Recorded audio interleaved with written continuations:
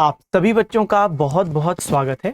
बच्चों, आज हम लोग एक और शिफ्ट के एनालिसिस को देखने के लिए जुड़े हैं और आज हमने जो पेपर लिया है वो क्या है, एसएससी सीजीएल द्वारा जो 10 सितंबर 2024 को जो शिफ्ट 3 आयोजित की गई थी उसमें जीके जीएस के क्या प्रश्न रहे। आइए अब हम लोग बिना डिले के उनको एनालाइज करना शुरू करते हैं। सबसे पहली बात, निम्नलिखित में से किस राजवंश के रुद्रसेन द्वितीय ने गुप्त वंश के चंद्रगुप्त द्वितीय की पुत्री प्रभावती गुप्त से विवाह किया था। जब हम लोग बात करते हैं गुप्त काल की तो उसमें गुप्त साम्राज्य के जो संस्थापक होते हैं वो होते हैं श्रीगुप्त।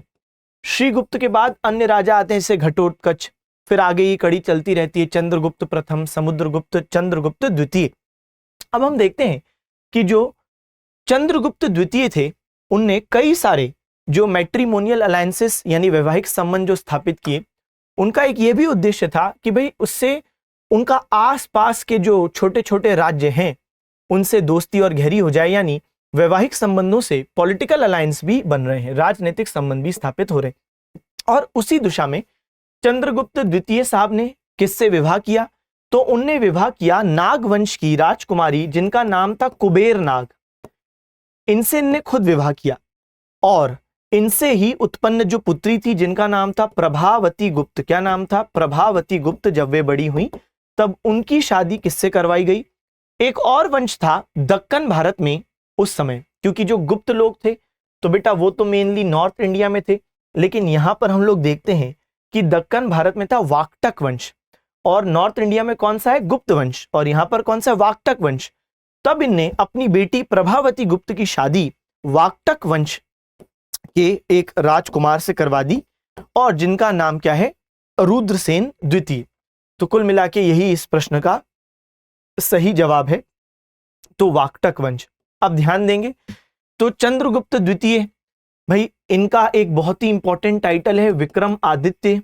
विक्रम आदित्य टाइटल इनने अपनाया। इसके अलावा इनने शक लोगों को भी डिफीट किया था, क्योंकि उस टाइम पर हम देखते हैं कि नॉर्थ वेस्टर्न रीजन में शक वंश जो विदेशी आक्रमणकारी थे बहुत पहले से वो मौजूद थे अभी, लेकिन चंद्रगुप्त द्वितीय विक्रमादित्य ने उनको हरा दिया और तब उनने एक टाइटल लिया जिसको हम कहते हैं सकरी। तो क्या टाइटल लिया बेटा? सकरी नाम का एक टाइटल भी लिया। इसके अलावा परम भागवत, परम मतलब बड़े, सबसे बड़े, और भागवत यहाँ पे विष्णु जी को डिनोट करते हुए, तो विष्णु जी के सबसे बड़े भक्त अपने आप को कह रहे हैं। कौन? चंद्रगुप्त द्वितीय विक्रमादित्य। इन्हीं के रूल के दौरान एक चाइनीज मॉन्क जिनका नाम है फाहिन या फाइयान, तो एक चीनी बुद्धिस्ट या बौद्ध भिक्षु आते हैं और चंद्रगुप्त द्वितीय विक्रमादित्य के टाइम पर ही इनके दरबार में नवरत्न यानी 9 जेम्स होते हैं और उन्हीं नवरत्नों में से एक होते हैं कालिदास, जो संस्कृत के बहुत ही बड़े राइटर हुए और इन्होंने बहुत शानदार पुस्तकें जैसे अभिज्ञान शकुंतलम, विक्रम उर्वशीयम, मालविका, अग्निमित्रम, कुमार संभवम, ऋतु संहार, मेघदूत जैसी शानदार पुस्तकें लिखी हैं। और इनके अलावा वराह मिहिर, तो वराह मिहिर भी चंद्रगुप्त द्वितीय विक्रमादित्य के दरबार में नवरत्नों में से एक थे। चल आगे बढ़ते हैं। लोक गायिका और पद्मश्री 2022 पुरस्कार विजेता माधुरी बर्थवाल भारत के निम्नलिखित में से किस राज्य से संबंधित है? अब इस प्रश्न पर रिलेटिवली थोड़ा सा हम कहें कंट्रोवर्सी ऐसे बना क्योंकि आप देखते हो कि भाई सितंबर 2024 में क्वेश्चन पूछा गया। अब सितंबर 2024 में क्वेश्चन पूछा जा रहा है ना 2024 का, ना 2023 का, बल्कि 2022 का। तो कई बच्चों को ऐसा था कि भाई करंट अफेयर्स इतना पुराना, और मैं भी उनकी बात से एकदम सहमत हूं और इसलिए मैं आपको यही कहूंगा कि जो 2024 में बहुत पुराने करंट अफेयर्स पूछे गए उससे आपको परेशान नहीं होना। ये एक जनरल ट्रेंड नहीं है, ये इस साल ऐसा हो गया था, लेकिन आप पुराने पेपर देखेंगे तो आपको ऐसा ट्रेंड नहीं दिखता। 1 से 1.5 साल के करंट अफेयर्स इंपॉर्टेंट होते हैं, उससे पहले का आपको नहीं पढ़ना चाहिए।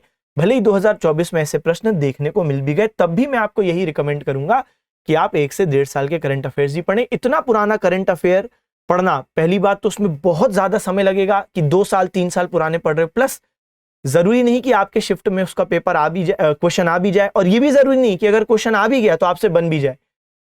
तो इसलिए आप 1 से 1.5 साल के करंट अफेयर्स ही पढ़ें। हालांकि ये जो प्रश्न है तो यहाँ पे सही जवाब है उत्तराखंड। तो माधुरी बर्थवाल जी उत्तराखंड से संबंधित हैं। इनने उत्तराखंड के लिए बहुत सारे यहाँ पे फोक सॉन्ग्स गाए हैं। इनफैक्ट ये ऑल इंडिया रेडियो तक पहुंची थी और हम देखते हैं कि first women music composer for all India radio रही। इनने उत्तराखंड के जो फोक सॉन्ग्स गाए हैं, खुद भी बनाए हैं और पुराने वाले भी गाए हैं, और आज तक वो हम देखते हैं कि उत्तराखंड में बड़े ही पॉपुलर हैं, उनको आज भी बड़े स्तर पर सुना जाता है। ठीक है, चलो अब बात करें, ये पद्मश्री विनर है, तो भाई हम लोग बात करते हैं पद्म अवार्ड्स की, क्योंकि इस बार के भी जो पद्म अवार्ड्स हैं 2025 के, हो सकता है कि इस बार या आगे आप जो एग्जाम देंगे उनमें काम आ जाए। पद्म सम्मान की बात करें तो 2025 में 139 पद्म अवार्ड्स दिए गए हैं, और ये 139 में से बेटा कितना स्प्लिट है, मतलब कितने पद्म विभूषण, कितने पद्म भूषण और पद्मश्री, वो भी एग्जाम में आता है। तो 7 पद्म विभूषण हैं, इसके अलावा 19 पद्म भूषण हैं और 113 पद्मश्री हैं। तो क्या है बच्चे, 7 + 19 + 113, टोटल करेंगे तो 139 पद्म अवार्ड्स। पद्म अवार्ड्स की स्थापना कब हुई थी? 1954 में पद्म अवार्ड्स की स्थापना हुई थी। ठीक है, भारत रत्न की भी स्थापना हुई थी और पद्म अवार्ड्स की भी स्थापना 1954 में हुई थी। चलो भाई आगे बढ़ते हैं। निम्नलिखित में से कौन सा विकल्प केंद्र सरकार का विधायी अंग है? Which of the following options is legislative organ of union government? विधायी अंग है। अब देखो भाई, ये तो बड़ा सिंपल लड्डू सा क्वेश्चन हो गया। 3 अंग होते हैं सरकार के, एक होता है विधायिका जो कानून बनाते हैं, वो विधायिका लेजिस्लेचर। फिर इन कानूनों को जो विधायिका ने बनाए उनको जो लागू करते हैं उनको हम कहते हैं एग्जीक्यूटिव या कार्यपालिका। और विधायिका द्वारा बनाए गए कानूनों का अगर किसी ने उल्लंघन किया तो उसको जो सजा देते हैं वो होते हैं जुडिशरी या न्यायपालिका, तीसरा अंग। अब भाई जाहिर सी बात है, केंद्र सरकार का विधायी अंग पूछा है, न्यायपालिका विधानसभा, कई बच्चे हो सकता है जल्दबाजी में विधानसभा कर दे, गलत। कार्यपालिका संसद, पहले पूरे ऑप्शंस पढ़ो तो बेटा सही जवाब क्या है? संसद, ये है विधायी अंग। और हमारे संविधान में आर्टिकल 79 से 122 पार्लियामेंट की मौजूदगी है, मतलब ये आर्टिकल्स पार्लियामेंट से संबंधित हैं। इनफैक्ट आर्टिकल जो 79 है यहाँ पे पार्लियामेंट के एस्टेब्लिशमेंट के बारे में, स्थापना के बारे में बताया गया है, और बताया गया है कि भाई पार्लियामेंट में कौन होगा, तो प्रेसिडेंट होंगे, फिर लोकसभा है, राज्यसभा है। क्योंकि आप जानते हैं बच्चे, क्योंकि लोकसभा और राज्यसभा जब कोई बिल पारित करते हैं तो वो कानून नहीं बन जाता ऐसे ही, राष्ट्रपति के भी सिग्नेचर चाहिए। तो कुल मिला के पार्लियामेंट में ये तीनों आते हैं, प्रेसिडेंट भी पार्लियामेंट का ही पार्ट है। ठीक है, और हम देखते हैं फिर आगे के आर्टिकल्स हैं, जैसे आर्टिकल नंबर जो 80 है, इसको हम यहाँ लिख देते हैं क्योंकि आर्टिकल नंबर 80 राज्यसभा के कंपोजिशन की बात करता है, फिर आर्टिकल 81 लोकसभा के कंपोजिशन की बात करता है। ठीक है, तो ये हमारे लिए पूरी बातें हो गई। चलिए आगे बढ़ते हैं। आइए, निम्नलिखित में से कौन सा तत्व उपधातु है?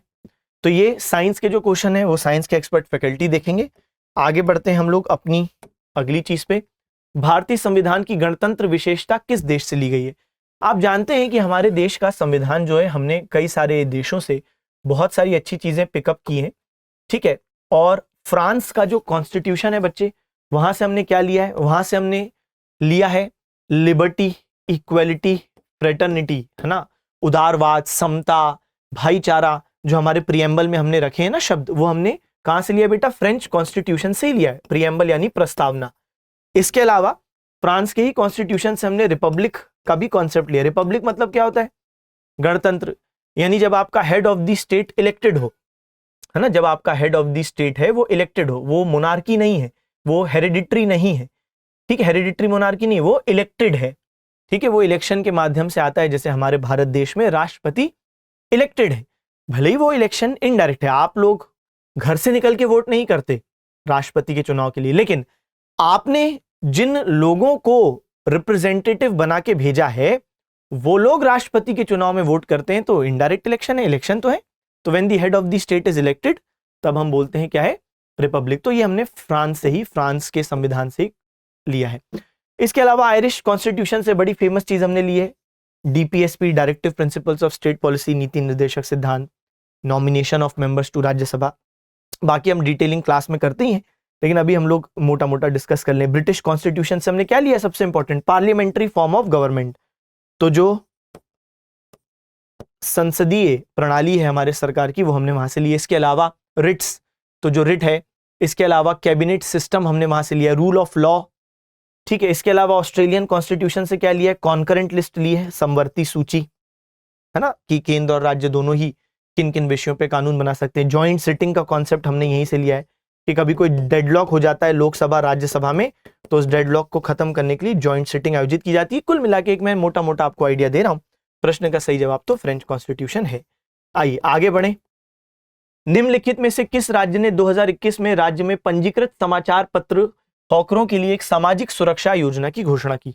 अब अगेन बड़ा विवादास्पद क्यों? क्योंकि 2024 में सितंबर में आप पूछ रहे हो 2021 की एक योजना किसने शुरू की? मतलब भाई गलत है ना, क्योंकि जब कोई बच्चा पढ़ता है तो आप वहां से पूछो जहां से पढ़ना चाहिए और जहां से बच्चे तैयार हैं, उसमें से अगर किसी बच्चे से नहीं बनता है तो उसकी गलती।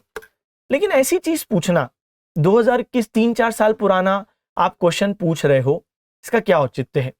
फिर ऐसे तो कोई सीमा ही नहीं है भाई। फिर क्या बच्चे को 2020 का भी पढ़ना चाहिए अगली बार करंट अफेयर? तो फिर क्या बच्चा करंट अफेयर्स ही पढ़ता रह जाए, अन्य विषय छोड़ दे? तो एक सीमा होनी चाहिए। तो निश्चित रूप से यहां पे एसएससी आलोचना का पात्र है। आइए, तो निम्नलिखित में से किस राज्य ने 2021 में एक ऐसी योजना की थी? अब 2021 2020-21 का वो समय था कोविड पैंडेमिक वाला, और वहां पे आप देखते हो कि भाई कई सारे जो लोग थे उनके घर उजड़ गए, इस सेंस में कि एम्प्लॉयमेंट चला गया, रोजगार चला गया। अब जो हॉकर लोग हैं, अनऑर्गेनाइज असंगठित क्षेत्र के लोग हैं, तो जाहिर सी बात है न्यूज़पेपर्स लोगों ने खरीदना बंद कर दिया। ऐसी स्थिति में जो उड़ीसा की सरकार है उसने योजना शुरू की थी कि भाई फाइनेंशियल असिस्टेंस, कुछ पैसा देंगे और मेडिकल बेनिफिट देंगे बहुत सारे, कि भाई इलाज फ्री में आपको अलाउड होगा बहुत सारी जगहों पर। तो ये कुल मिला के उनके लिए योजना लाई गई थी। ठीक है, तो यहाँ पे हम बात करें वर्तमान में 2025 में उड़ीसा के जो मुख्यमंत्री हैं बेटा कौन है? मोहन चरण मांझी जी। और जो गवर्नर साहब है वो कौन है? तो हरिबाबू कंभमपति, ये है उड़ीसा के गवर्नर। तो ये सीएम और गवर्नर कभी भी एग्जाम में पूछा जा सकता है, इसको आप हल्के में मत लीजिएगा, है ना, कभी भी आ जाता है। तो आपको जितने भी राज्य केंद्र शासित प्रदेश हैं जिनका कोई सीएम गवर्नर है या फिर लेफ्टिनेंट गवर्नर, जो भी है केंद्र शासित प्रदेश की स्थिति में जो भी है, जो हेड है, उनका आपको नाम मालूम होना ही चाहिए। तो उड़ीसा में मोहन चरण मांझी सीएम और गवर्नर हरिबाबू कंभमपति। झारखंड और छत्तीसगढ़ में भूमि शरण का मुख्य कारण निम्नलिखित में से कौन सा है? लैंड डिग्रेडेशन, भूमि शरण का मेन रीजन क्या है इन क्षेत्रों में? देखो ऐसे तो कई सारे कारण हैं, लेकिन उसने साफ साफ इसलिए बोल दिया मेन रीजन बताओ। अब ये आपको मालूम है Chhattisgarh Jharkhand mineral rich state है, और यहाँ के जो खनिज तत्व हैं इनको पाने के लिए भाई जबरदस्त लड़ाइयाँ, और यहाँ पर उसी के लिए माइनिंग के लिए उन मिनरल्स को पाने के लिए डिफॉरेस्टेशन किया जाता है, पेड़ काटे जाते हैं। और ऐसी स्थिति में जब आप मिनरल्स के लिए पेड़ काट रहे हो तो जाहिर सी बात है बेटा अब मिट्टी बंधेगी नहीं। मिट्टी को बांधने वाले पेड़ वो तो आपने काट दिए, तो सॉइल इरोजन होगा, अपर्दन होगा। सॉइल इरोजन होगा तो सॉइल की फर्टिलिटी, उर्वरता कम हो जाएगी, और जब उर्वरता फर्टिलिटी कम हो गई तो आपकी लैंड तो वैसे भी डिग्रेड हो गई। इसके अलावा आप ये भी देखते हो, हम ऐसा नहीं कह रहे कि यही सबसे मेन कारण है, क्योंकि यहाँ पे मेन कॉज उसने पूछा है तो हमने यहाँ पे बोल दिया खनन के कारण, है ना, जो वन की कटाई हो रही है खनन के कारण, डिफॉरेस्टेशन ड्यू टू माइनिंग। लेकिन इनके अलावा और भी हैं, जैसे हम देखते हैं स्लैश एंड बर्न एग्रीकल्चर, है ना, जो अनसस्टेनेबल एग्रीकल्चरल प्रैक्टिसेस होती हैं, जिसको हम लोग इस क्षेत्र में क्या बोलते हैं? कुरुवा बोला जाता है। झारखंड वाले क्षेत्र में कुरुवा, स्लैश एंड बर्न एग्रीकल्चर की कोई आपने देखा, कोई वहां पे पेड़ पौधे जंगल थे, आपने पहले पेड़ काट दिए, ठीक है, फिर बचे हुए पेड़ में आग लगा दी, उस आग से आपको राख प्राप्त हुई, तो उससे आपने वहां पे मैन्योर के रूप में इस्तेमाल किया, कुछ समय खेती की, और जब वहां की फर्टिलिटी कम हो गई आप दूसरे क्षेत्र में शिफ्ट कर दिए, तो इससे आप जंगलों को बहुत नुकसान पहुंचाते हैं।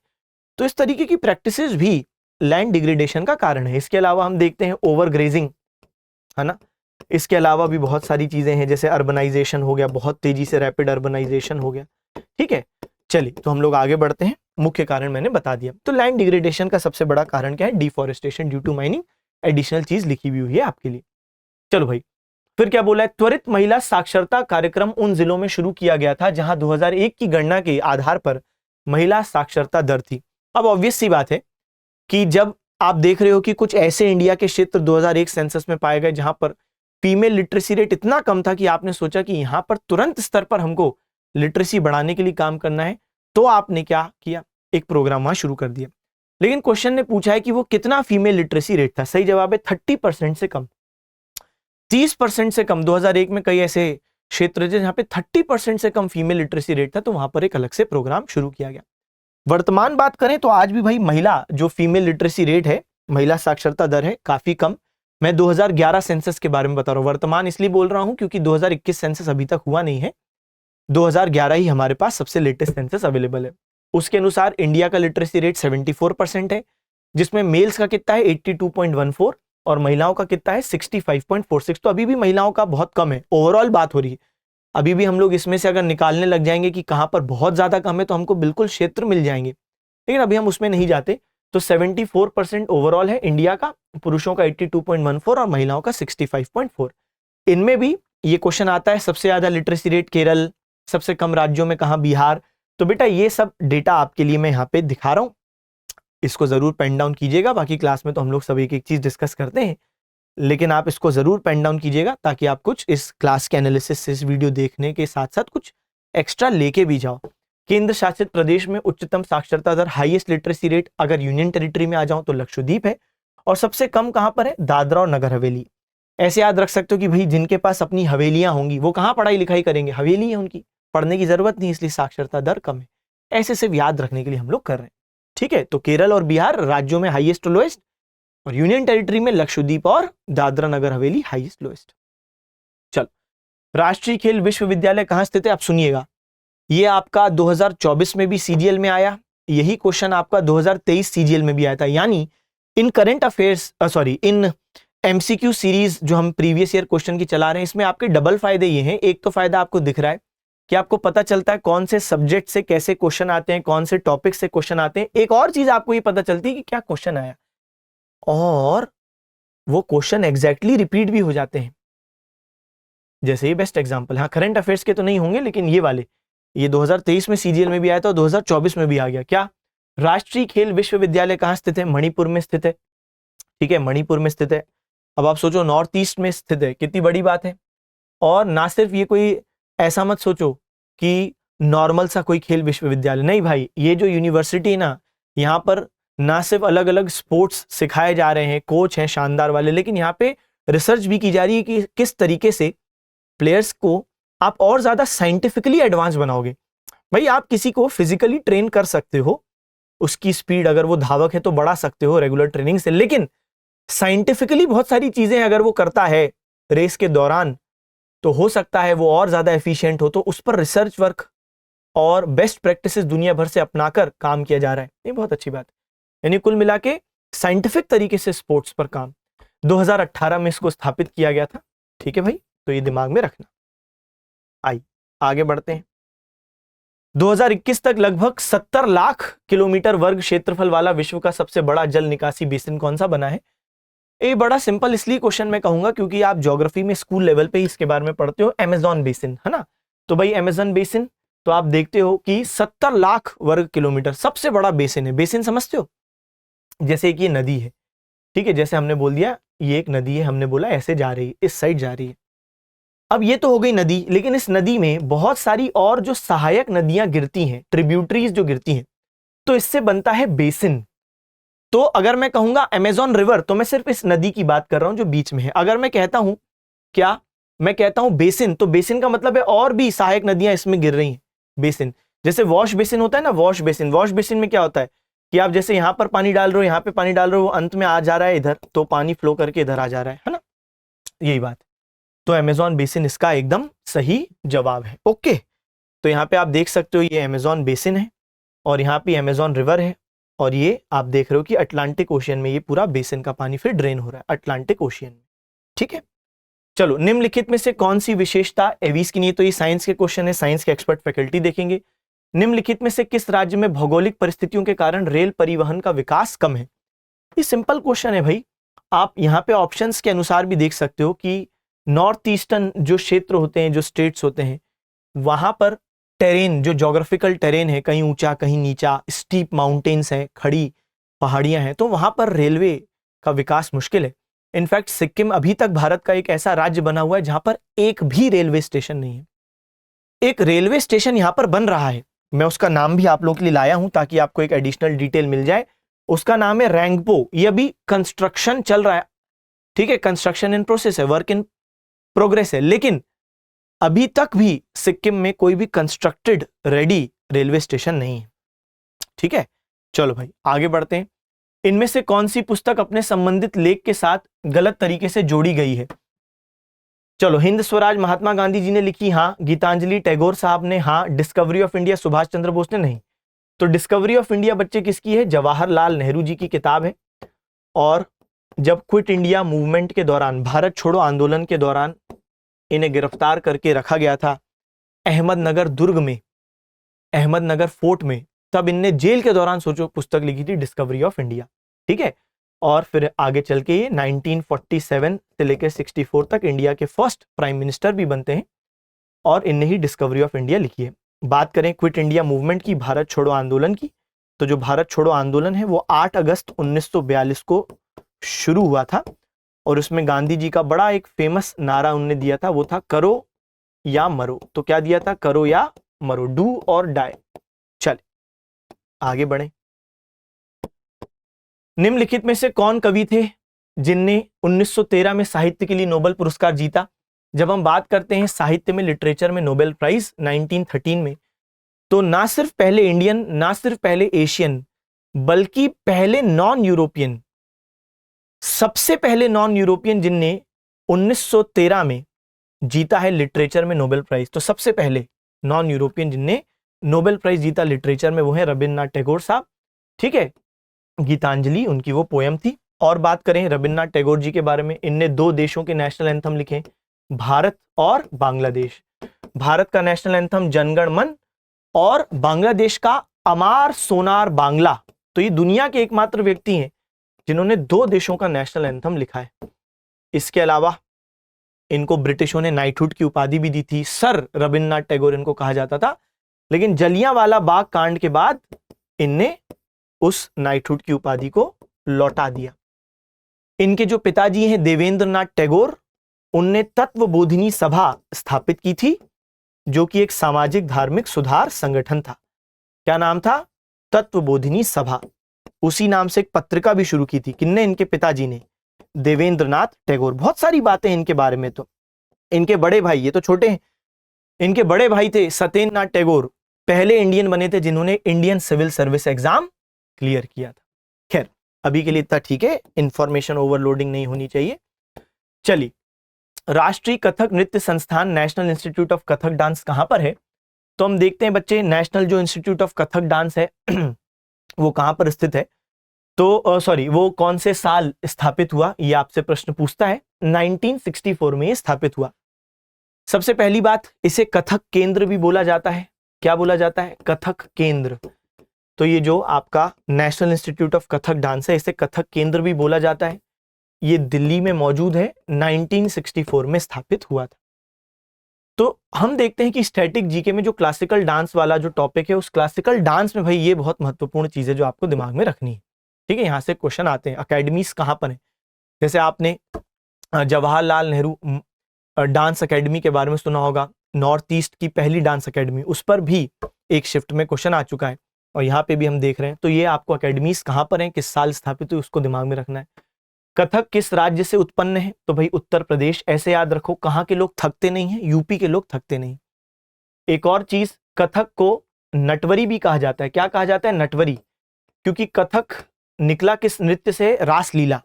और रासलीला श्री कृष्ण और गोपियों के बीच का जबरदस्त डांस है, जहां पे श्री कृष्ण बहुत बेहतरीन डांस करते हैं, तो उनको कहा जाता है नटवर, यानी एक्सेप्शनल डांसर, बहुत अच्छा डांस। और क्योंकि कथक रासलीला से ही निकला, इसलिए इसको कहते हैं नटवरी। ठीक है, चलो भाई, बिरजू महाराज एक बहुत ही बड़ा नाम है ना? बिरजू महाराज हो गए या मालविका सरकार, ये सब बहुत बड़े बड़े नाम हैं जो हम लोग क्लास में भी देखते हैं।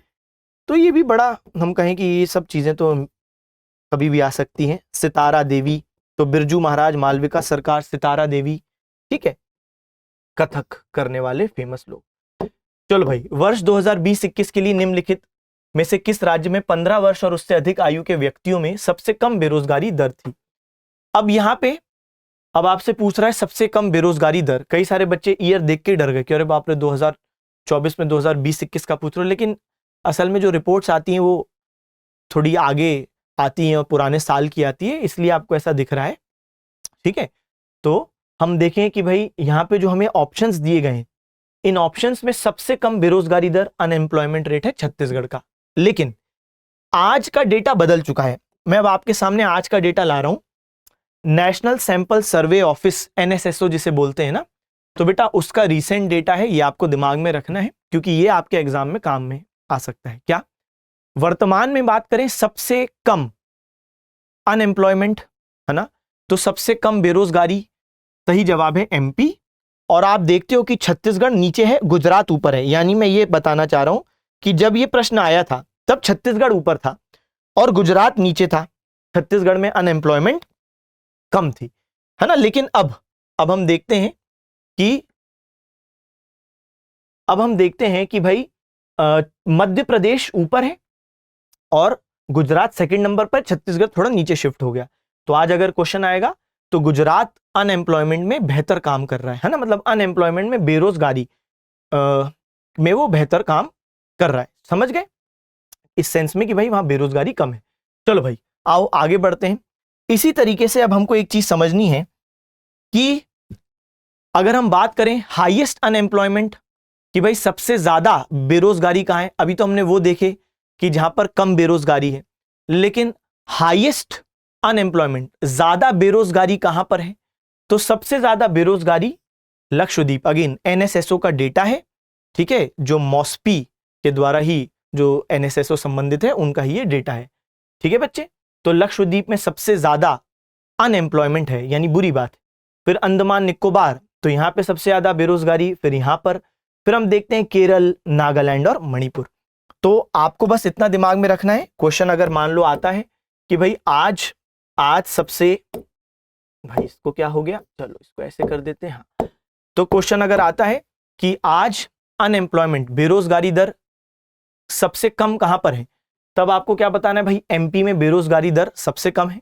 ठीक है, आप देख सकते हो ये फिगर्स भी हैं। फिर गुजरात, छत्तीसगढ़ नीचे शिफ्ट हो गया और सबसे ज्यादा बेरोजगारी कहां पर है, लक्षद्वीप, अंडमान। चलिए साइंस के क्वेश्चन, साइंस के एक्सपर्ट फैकल्टी देखेंगे। फिर है भारतीय हॉकी महासंघ की स्थापना कब हुई। तो इंडियन हॉकी फेडरेशन की स्थापना 1925 में हुई। इंडियन हॉकी फेडरेशन स्थापना कब हुई, 1925। और हम देखते हैं कि भाई यही इंडिया में हॉकी को रेगुलेट करते हैं। बात करें हॉकी की तो भाई आज तक इंडिया ने सिर्फ एकमात्र मेंस हॉकी वर्ल्ड कप में सिर्फ एकमात्र वर्ल्ड कप जीता है 1975 में, इंडिया वर्सेस पाकिस्तान, और वहां पे इंडिया ने वर्ल्ड कप जीता, पाकिस्तान हारा। ये एकमात्र एग्जांपल है जब हमने मेंस हॉकी टीम ने हमारी वर्ल्ड कप जीता। कहां पर हुआ था, कुआलालंपुर। तो कुआलालंपुर मलेशिया में ये वर्ल्ड कप हुआ था। ठीक है, ये दिमाग में आपको रखना है। दूसरी बात ये भी दिमाग में रखें कि साल 2023 में मेंस वर्ल्ड कप इंडिया में ही हुआ था। कहां पे, ओडिशा में हुआ था। और वहां पर बच्चे कौन जीता, जर्मनी वहां पर जीता, जर्मनी वहां पर जीता। ठीक है, इसके अलावा कुछ और एडिशनल डेटा है आपके लिए। हॉकी का सबसे जो पुराना कप है वो है बेटन कप, 1895 में शुरू हुआ और इसको जो बंगाल हॉकी फेडरेशन है वो ऑर्गेनाइज करती है। ठीक है, तो बंगाल हॉकी एसोसिएशन, सॉरी, ये ऑर्गेनाइज करती है। चलिए आगे बढ़े। तो जो साइंस के क्वेश्चन है वो साइंस के एक्सपर्ट फैकल्टी देखेंगे।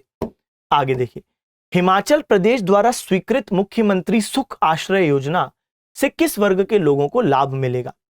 अब हम ये देखते हैं कि ये जो योजना है ये कोई बहुत पुरानी योजना नहीं है और इसको 2023 में ही शुरू किया गया और 2024 सितंबर में ये पेपर में आपसे पूछी गई। यानी ये तो हम कहेंगे कि भाई बिल्कुल पूछा जाना जेन्युइन था, 1-1.5 साल के करंट अफेयर्स, उसका हक है पूछना।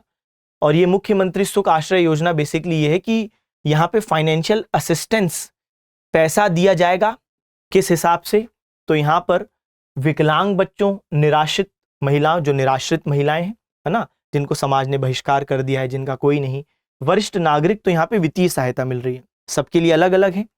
ठीक है, 0 से 14 आयु वर्ग के बच्चों के लिए कुछ है, 14 से 18 अनाथ बच्चों के लिए कुछ है, सिंगल महिलाओं के लिए कुछ है।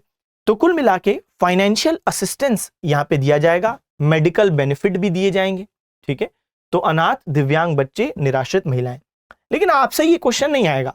एनालिसिस में हमको क्या पता चलता है कि आपको 1-1.5 साल की, जब भी आप एग्जाम दे रहे हो तो उससे 1-1.5 साल की जितनी भी पुरानी स्कीम्स हैं, भले केंद्र स्तर पर या राज्य स्तर पर, वो आपको देखनी है। जब आप करंट अफेयर्स पढ़ते हैं तो राज्य स्तर की भी फेमस स्कीम्स वहां पे कवर हो जाती हैं। ऐसा नहीं कि एक एक राज्य की एक एक स्कीम है, तो बहुत स्कीम हो जाएंगी नहीं। ठीक है, आइए आगे बढ़े। तो हर राज्य की हर स्कीम नहीं, लेकिन हम लोग बात कर रहे हैं कि मेन मेन जो राज्य की फ्लैगशिप स्कीम्स होती हैं, है ना, जो बहुत ही अच्छा नाम जिनका होता है, वो अपने आप करंट अफेयर्स में आपके सामने आ जाती हैं अगर आप अच्छे से करंट अफेयर्स पढ़ रहे हो तो। चलो भाई, फिर बात करें हिमाचल प्रदेश के जो वर्तमान सीएम है उनका नाम है सुखविंदर सिंह सुक्खू, और जो वर्तमान गवर्नर है उनका नाम है शिव प्रताप शुक्ला। आज मैंने आपको उड़ीसा के सीएम मोहन चरण मांझी और जो हरिबाबू कंबमपति जो गवर्नर है उनके बारे में बताया उड़ीसा के, उसी प्रकार हिमाचल प्रदेश के सीएम सुखविंदर सिंह सुक्खू और जो गवर्नर है शिव प्रताप शुक्ला, इनका नाम दिमाग में रखें, ये आ जाते हैं भाई कभी भी एग्जाम में।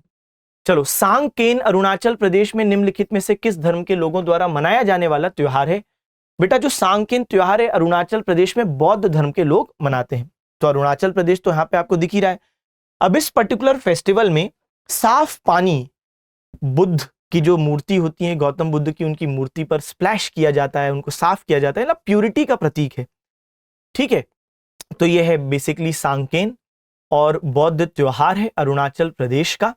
और हम देखते हैं कि जो मैंने बताया प्यूरिटी का प्रतीक, अक्सर अप्रैल के महीने में हम इसे नोटिस करते हैं कि ये होता है ग्रेगोरियन कैलेंडर के अनुसार। अच्छा, यहां पर आप देखेंगे कि यहां पे अरुणाचल प्रदेश में एक जनजाति है जिसको हम कह रहे हैं खामती या खमती, तो ये विशेष रूप से इसको ऑब्जर्व करती है।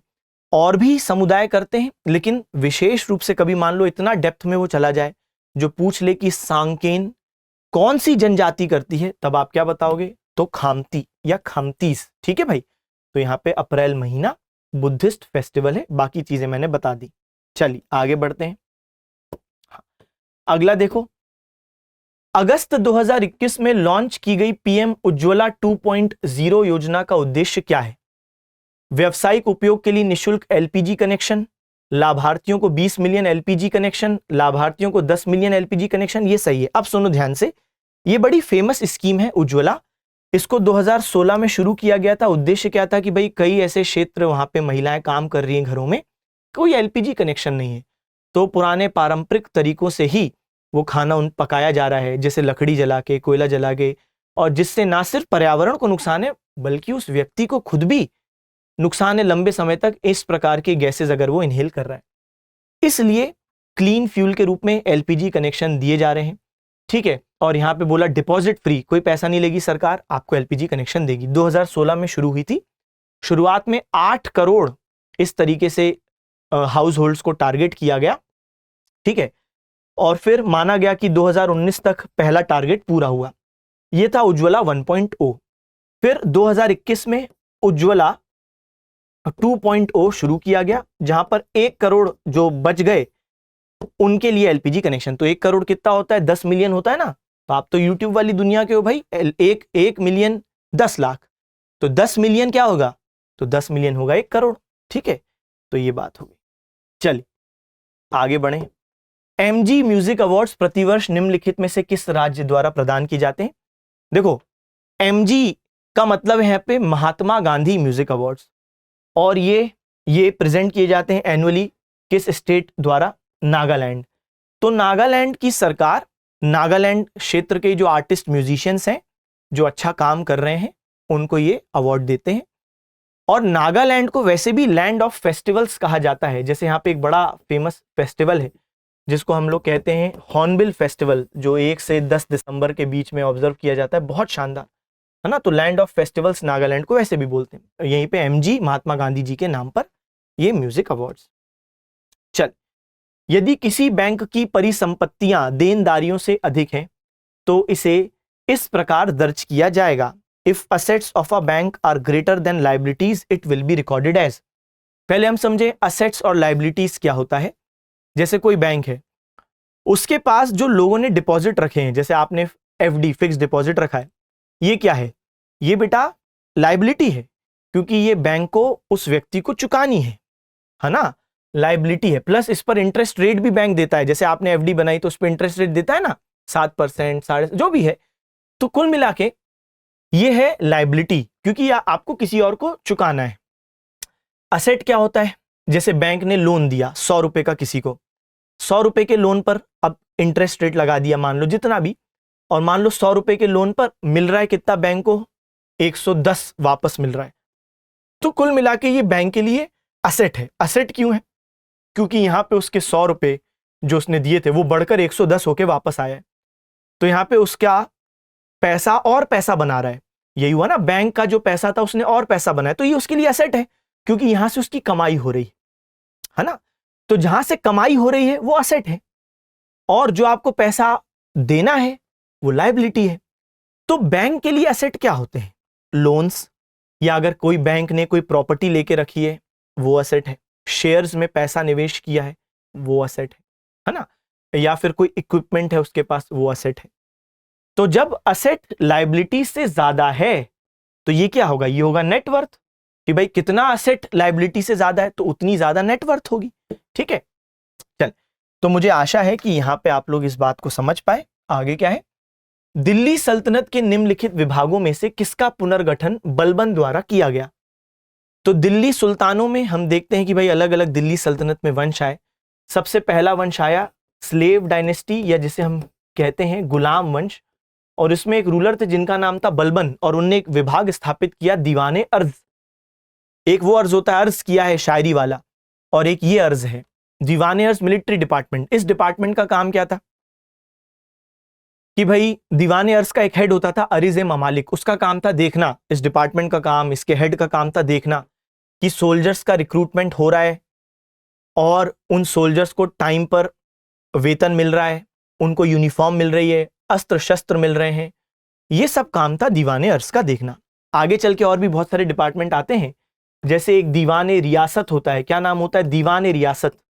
दीवान ए का मतलब ही है डिपार्टमेंट ऑफ, तो डिपार्टमेंट ऑफ मार्केट, तो ये मार्केट डिपार्टमेंट था, बाजार विभाग था, जो कौन स्थापित करता है? अलाउद्दीन खिलजी। एक आपने नाम सुना होगा दीवाने कोही, ये एग्रीकल्चरल डिपार्टमेंट है, इसको किसने स्थापित किया? मोहम्मद बिन तुगलक ने स्थापित किया। फिरोज शाह तुगलक, उनने भी बहुत डिपार्टमेंट स्थापित किए, जैसे हम देखते हैं क्या जैसे आपका दीवान ए बंदगान, जो स्लेव, बहुत सारे स्लेव्स थे, गुलाम थे उनके पास, तो दीवान ए बंदगान। इसके अलावा आप देखते हो दीवान ए खैरात, चैरिटी डिपार्टमेंट। क्या था? दीवान ए खैरात, चैरिटी डिपार्टमेंट। ठीक है, ये चैरिटी देता था, जैसे अनाथ बच्चे हैं या मुस्लिम महिलाएं हैं, उनकी शादी करना, गरीब मुस्लिम महिलाओं की। दीवान ए इस्तियाक, पेंशन डिपार्टमेंट। तो ये 3 डिपार्टमेंट किसने स्थापित किए? फिरोज शाह तुगलक। ठीक है, तो ये आप दिमाग में रखेंगे। चलिए भाई, तो अब हम लोग आगे बढ़ते हैं। ठीक है, तो हमने आज बहुत सारे क्वेश्चंस देखे।